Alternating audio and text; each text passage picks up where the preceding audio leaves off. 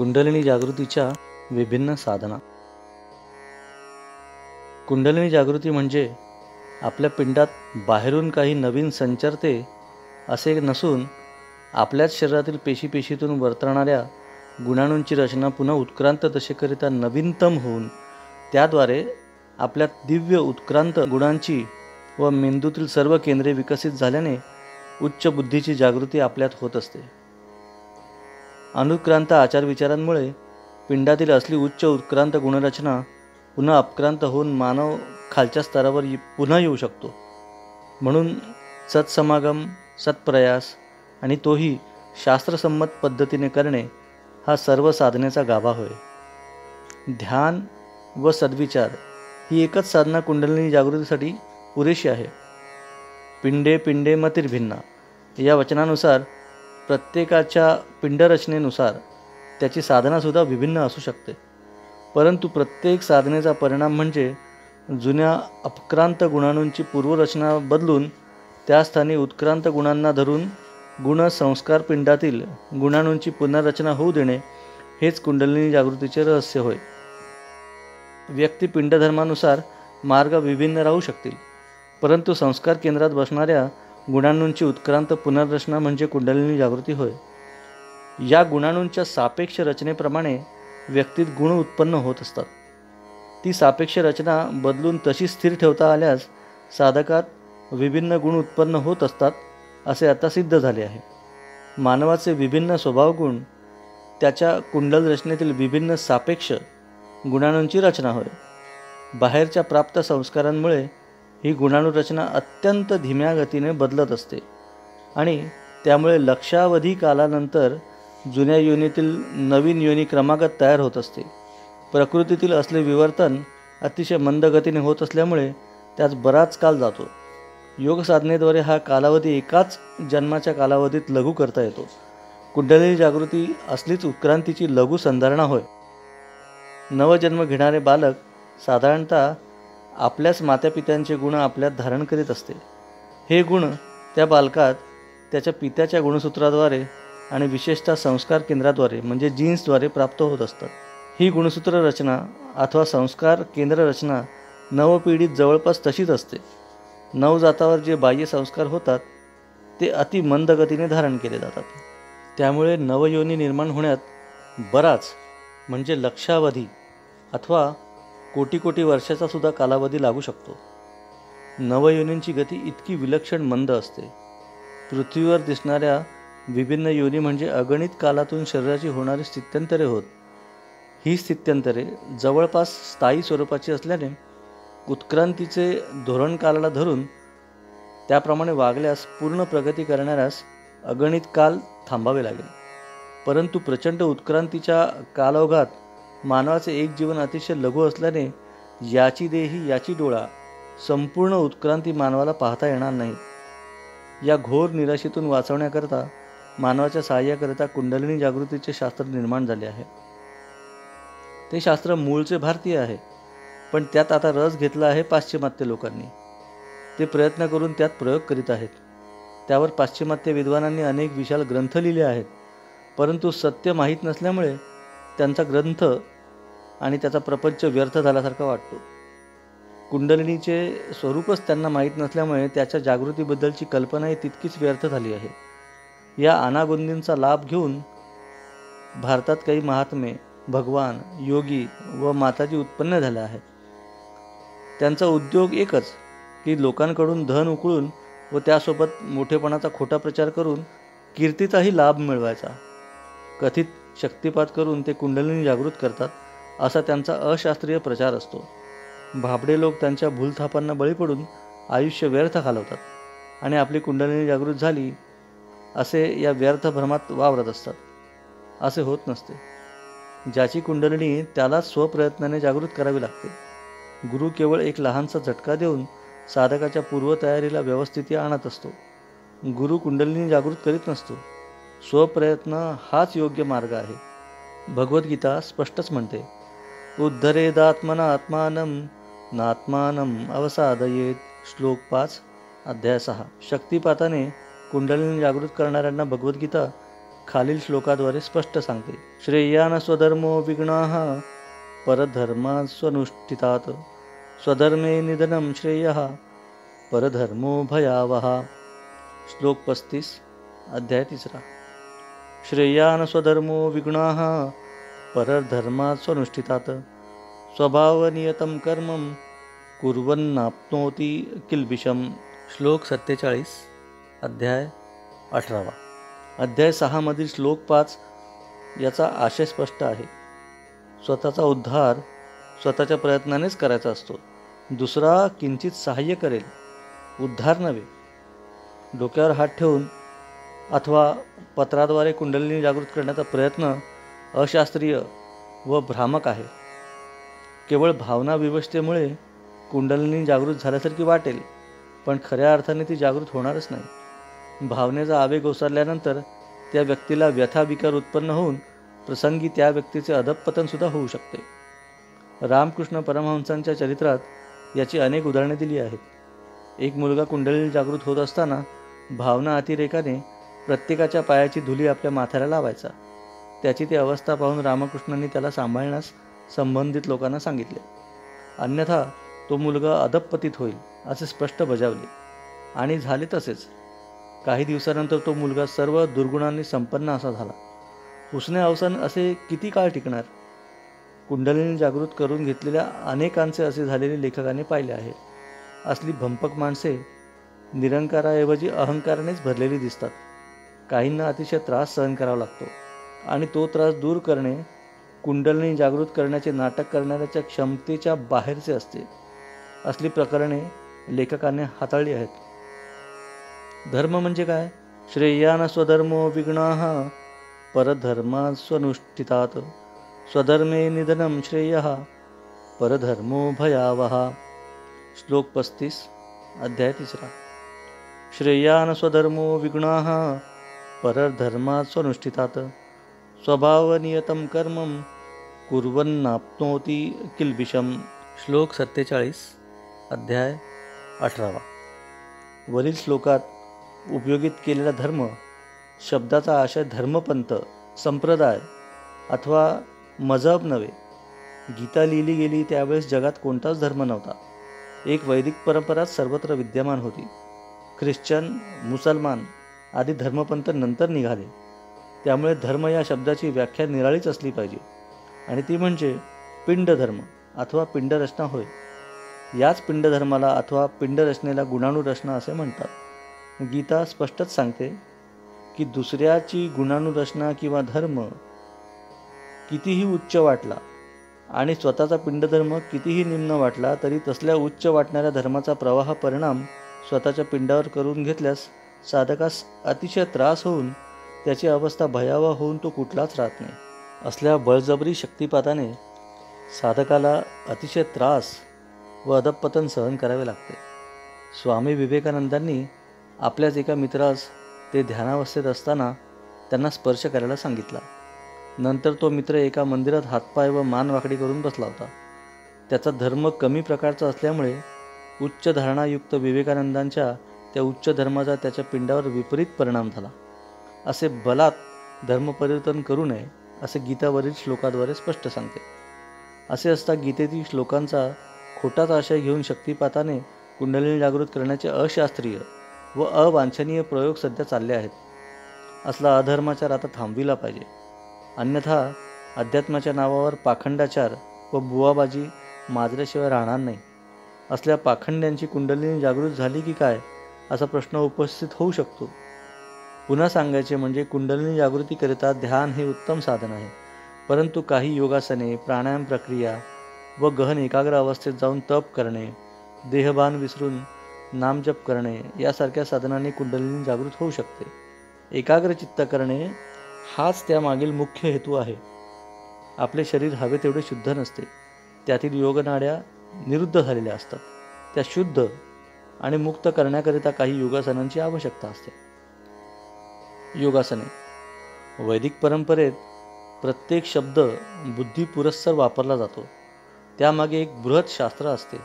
आसन शब्द 2 उपशब्दांद्वारे प्राप्त केला गेला आहे. आ अधिक सन हे ते 2 उपशब्द होत. आ म्हणजे जे प्राप्त केले ते सर्व मिळून आणि सन म्हणजे पुढे जाणे असा आसन शब्दांचा आशय आहे. वैदिक परंपरेत सर्व कर्म आत्मज्ञान प्राप्तीकरता केले जाते. मग आत्मज्ञान प्राप्तीकरता आसने केली जातात हे वेगळे सांगायला नको. आसनांच्या सतत अभ्यासाने शरीर निरोगी राहून मनसुद्धा प्रसन्न राहते.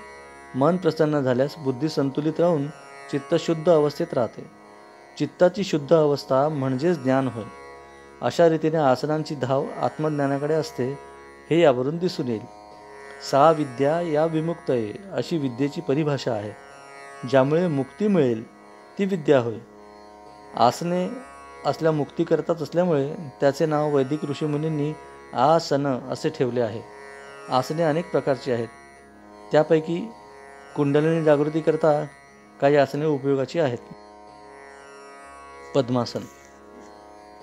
पद्मासन मुख्यतः ध्यानाकरिताच करावयाचे असते, पण शरीर आरोग्याकरिता त्याचे 20 प्रकार आहेत. पद्मासन व्यवस्थित करण्यास साधारणतः 15 ते 20 मिनिटं लागतात. आसने कधीच घाईने करू नयेत. संथपणे आसने केल्याने शरीरातील रुधिर प्रवाह आवश्यक तेवढ्या गतीने वाढून त्या भागातील अवयवातील रोग दूर होतो. अशा प्रकारे सर्व शरीर रोगमुक्त होते. आसनावर कमळाच्या पाकळ्यांप्रमाणे मांडी घालून बसावे. मांड्यांचा आकार कमळाच्या पाकळ्याप्रमाणे असल्याने त्याला पद्मासन असं म्हणतात.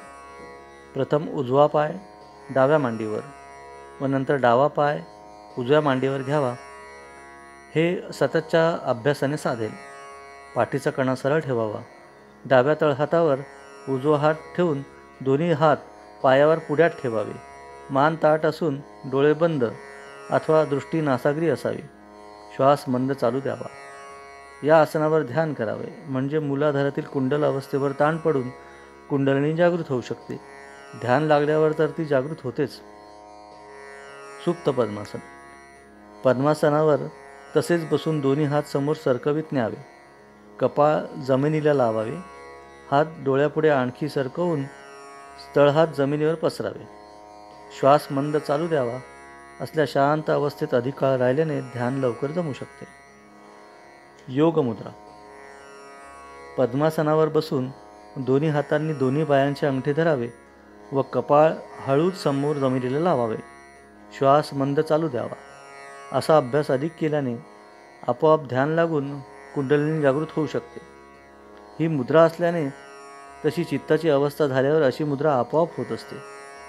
आसने करावी लागतात, तर मुद्रा चित्ताची ती अवस्था आल्यावर आपोआप घडत असतात. म्हणून शास्त्रात सांगितले आहे, मुदम ददाति देवानां द्रापयती असुरानपी. ज्यामुळे देववृत्तींना आनंद प्राप्त होऊन असुर म्हणजे उदंड वाईट वृत्ती शांत होतात, त्यांना मुद्रा असे म्हणतात. योगमुद्रा अशीच आहे. महामुद्रा. दोन्ही पाय समोर पसरून नितंबावर बसावे. उजवा पाय डाव्या पायाच्या उजव्या भागाला 30 अंशाचा कोन करून सरळ जमिनीवर ठेवावा. डावा पाय गुडघ्यात मोडून डाव्या पायाची टाच शिवणीच्या ठिकाणी मूलाधारावर रेटावी. नंतर दोन्ही हाताच्या बोटांनी उजव्या पायाचा अंगठा उजवा गुडघा न वाकवता धरावा. नंतर कपाळ उजव्या गुडघ्याला लावून दोन्ही हातांची कोपरे जमिनीला लावावीत. अशा अवस्थेत मंद श्वास घेत अधिकाधिक वेळ राहावे. नंतर उजवा पाय बदलून डाव्या पायाचा 30 अंशाचा कोन करून उजव्या पायाची टाच शिवणीत रोवून कपाळ डाव्या गुडघ्यावर रोवावे. दोन्ही कोपरे जमिनीला लावून मंद श्वास घेत बराच वेळ तसेच राहावे. असा अभ्यास वाढवल्यास मूलाधारावर दाब पडून कुंडलिनी जागृत होते. सिद्धासन. सिद्धासनाची सर्व माहिती ज्ञानेश्वरीच्या 6व्या अध्यायात विस्तृतपणे दिली आहे.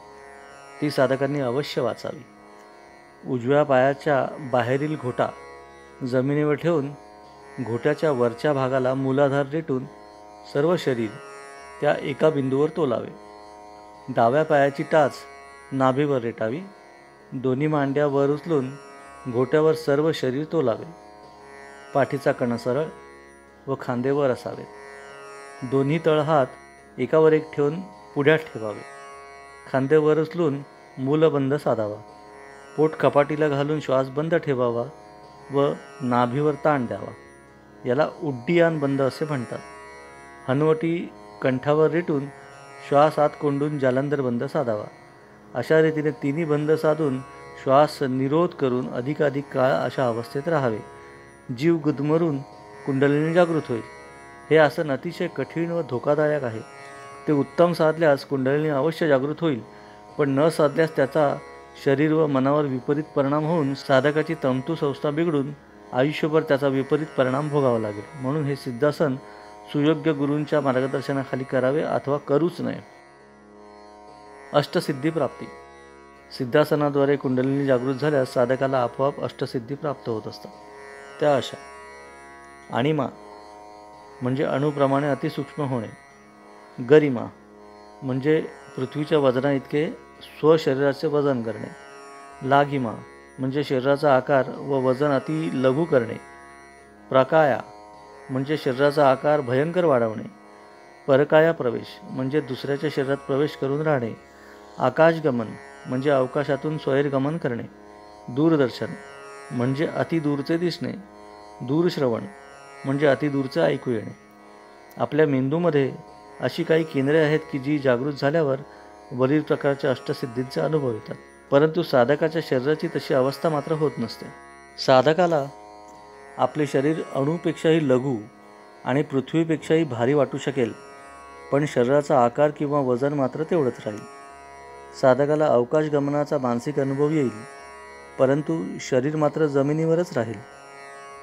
प्रकृतीने ज्या अर्थी असली संवेदना केंद्रे मानवाला दिली आहेत, त्या अर्थी त्या अवस्थांचा पूर्ण अनुभव घेणे योगाला प्रयत्नाने शक्य आहे.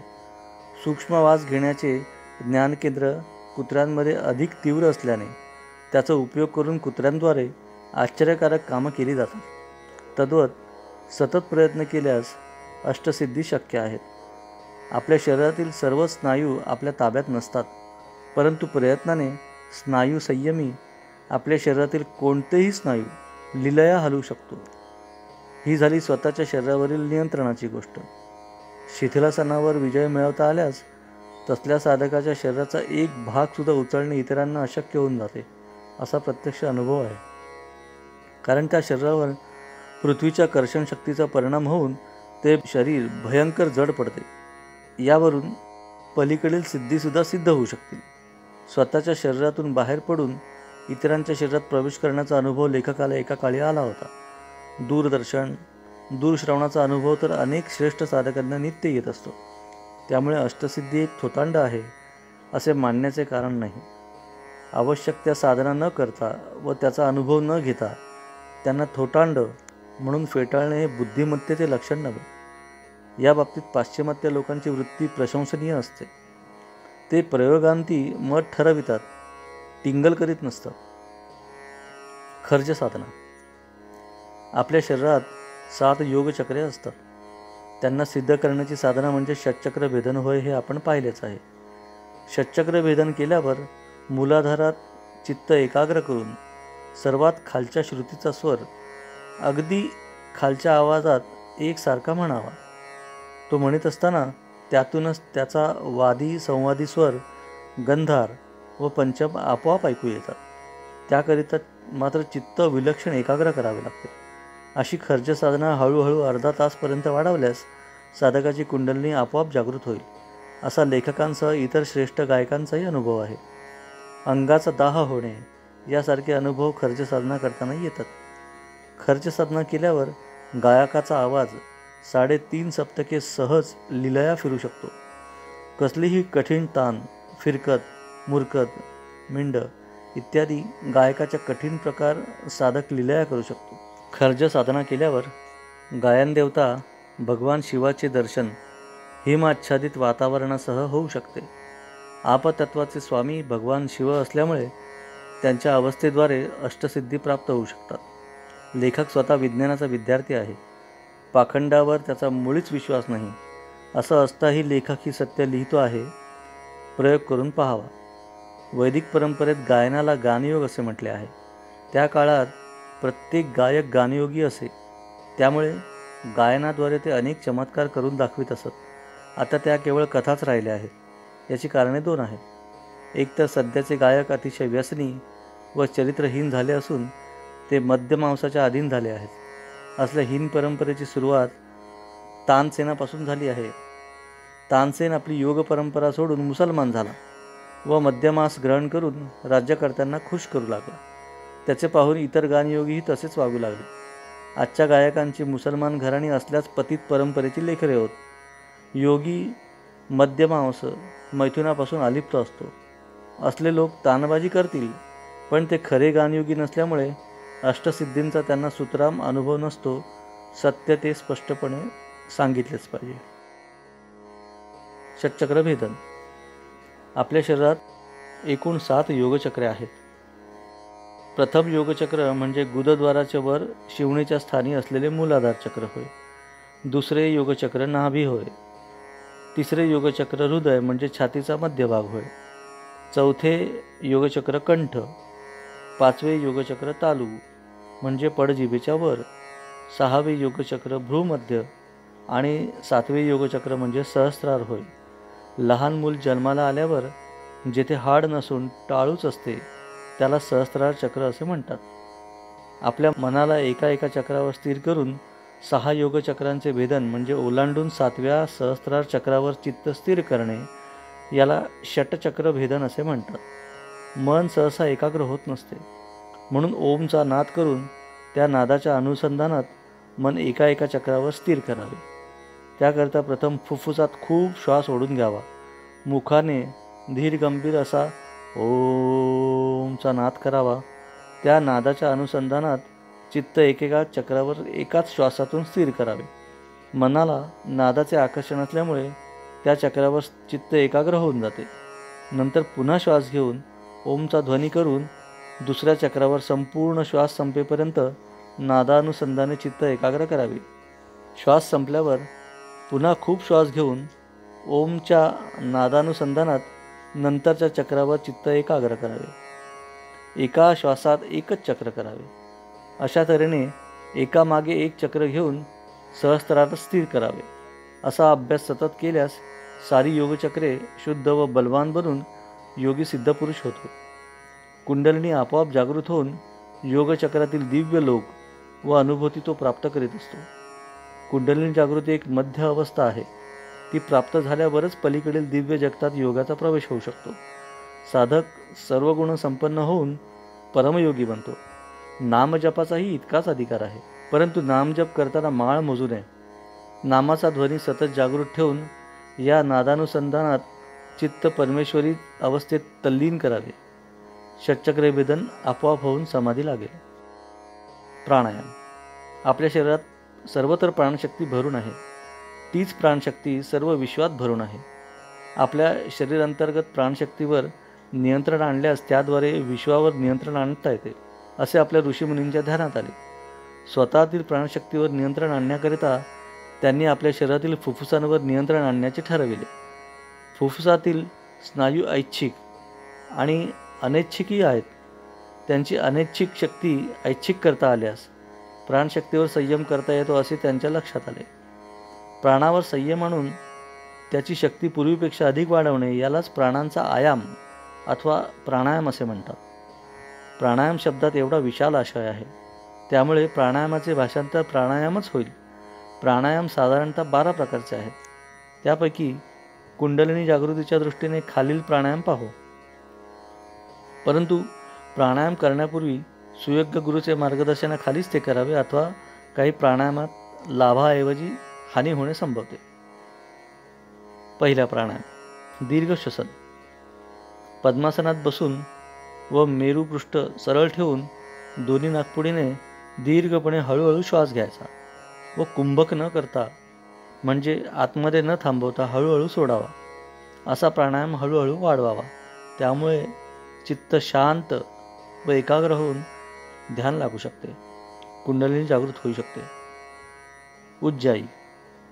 वरीलप्रमाणे दीर्घश्वसन प्राणायाम करताना नाकाद्वारे घोरण्यासारखा आवाज करावा. घोरण्याच्या आवाजाने मन अति खोल अवस्थेत जाऊन ध्यान लागू शकते. ध्यानाद्वारे कुंडलिनी जागृत होईल. याशिवाय हृदयविकार, रक्तदाब, मधुमेह, निद्रानाश, अशांतचित्त, लठ्ठपणा इत्यादी रोग दूर होऊ शकतात.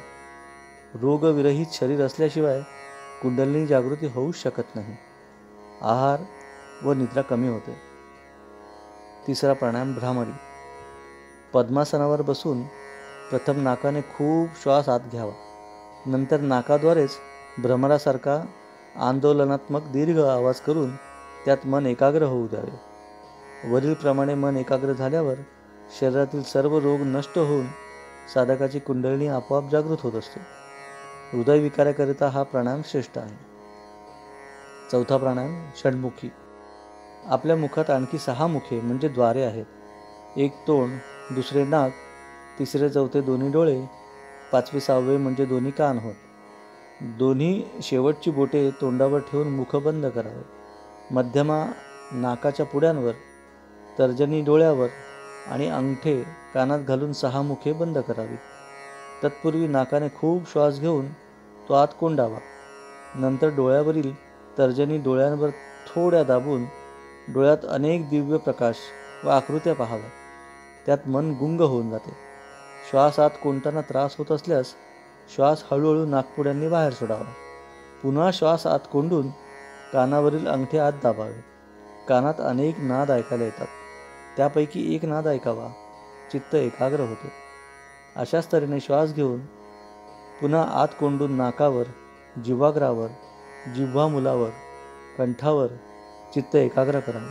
पंचतत्वाचा अनुभव येऊन चित्त एकाग्र होऊन जाते. कुंडलिनी आपोआप जागृत होईल. हा प्राणायाम सिद्ध झाल्यास पंचगुणात्मक दिव्य अनुभूती येऊ लागतात. उदबत्ती किंवा अत्तर नसताना दिव्य सुगंध आपोआपच येऊ लागतात. नंतर साधकाच्या शरीरातून तसाच दिव्य सुगंध येऊ लागतो. दिव्य अनाहत नाद ऐकू येऊ लागतात. त्या दिव्य नादात साधक रंगून जातो. अनाहत नाद ऐकू आल्यावर परमेश्वर दर्शन किंवा आत्मज्ञान दूर नसते. दिव्य रसांचा अनुभव येऊन साधक सदा तृप्त असतो. आहार नगण्य होतो. शरीर प्रमाणबद्ध बनते. पंचमहाभूतांची मूळ अवस्था ज्ञात होऊन साधक परमयोगी होतो. महाराष्ट्रातील सर्व संतांनी षण्मुखीचा अभ्यास सतत केला. त्यामुळे ते भक्तिमार्गाचा योगी बनले. भक्तिमार्ग आणि योगमार्ग एकमेकास पूरक आहेत.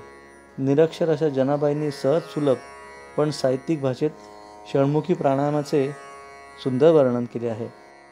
धरिला पंढरीचा चोर, पायी बांधोनिया दोर, सोहम शब्दे मारा केला, आत विठ्ठल कोंडिला, विठ्ठल काकुळतीला आला, जनी म्हणे गा विठ्ठला, आता जीवे न सोडी तुझला. षण्मुखी प्राणायामाचा नित्य अभ्यास भक्ताला परमयोगी बनवतो. असल्या अवस्थेत कुंडलिनी आपोआप जागृत झाल्यास नवल ते काय. 6वा प्राणायाम लोम अनुलोम अथवा कुंभक प्राणायाम. सर्व प्राणायामात हा श्रेष्ठ प्राणायाम आहे. परंतु तो अतिशय तांत्रिक असल्यामुळे योग्य गुरूंच्या मार्गदर्शनाशिवाय मुळीच करू नये. या प्राणायामाचे 2 प्रकार आहेत, अंतःकुंभक व बहिर्कुंभक. अंतर्कुंभकात पूरक केल्यास कुंभक करावा लागतो व कुंभक केल्यावर रेचक करायचा असतो. बहिर्कुंभकात पूरक झाल्यावर लगेच रेचक व रेचक झाल्यावर श्वासच घ्यायचा नसतो. श्वास न घेण्याला बहिर्कुंभक असं म्हणतात. पूरक म्हणजे श्वास घेणे, कुंभक म्हणजे श्वास आत कोंडणे किंवा न घेणे व रेचक म्हणजे श्वास हळूहळू सोडणे होय. हे आपण आधी पाहिलेच आहे. कुंभकाची मात्रा अतिशय सावधपणे व मंदगतीने वाढवावी. कुंभक मात्रा 1:36:2 पर्यंत वाढवल्यास केवल कुंभक आपोआप लागून साधक श्वासविरहित अवस्थेत राहू शकतो. केवल अवस्थेत कुंडलिनी केव्हाच जागृत होऊन जाते. तसल्या केवल अवस्थेमुळे साधक स्वशरीरातून सहज बाहेर पडून विश्वात भ्रमण करतो व दिव्य अवस्थांचा अनुभव घेऊ शकतो. अंतकुंभकाद्वारे प्रचंड शारीरिक शक्ती येते, तर बहिर्कुंभकाद्वारे प्रकांड मानसिक शक्ती येते. दोन्ही कुंभक एकाच वेळेस करू नयेत. एकाच कुंभकाचा अभ्यास एका साधकाने करावा, अन्यथा तंतुसंस्था विघटित होऊन हृदयविकार अथवा वेडही लागू शकते. हरिओम.